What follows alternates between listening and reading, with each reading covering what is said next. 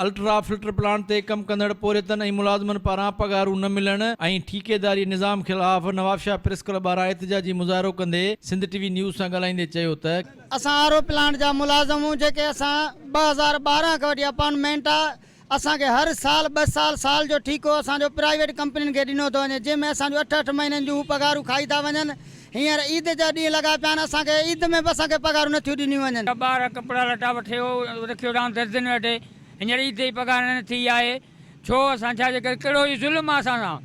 इहो ड्यूटी 24 कलाक ड्यूटी कयूं, असांखे छो नथा जेको पगार ॾियनि। हींअर असीं किॾा वञूं, हींअर बचिड़े वार जेको थो असां ग़रीबनि खे असांजा हक़ खाई रहिया आहिनि, असां सां वधि में वधि ज़ुल्म करे रहिया आहिनि।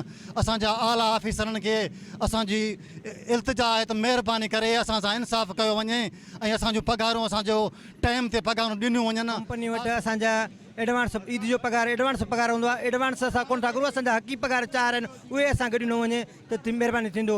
कैमरामैन रफ़ाकत आराई सां गॾु ज़ुल्फ़कार ख़ासकेली सिंध टीवी न्यूज़ नवाबशाह।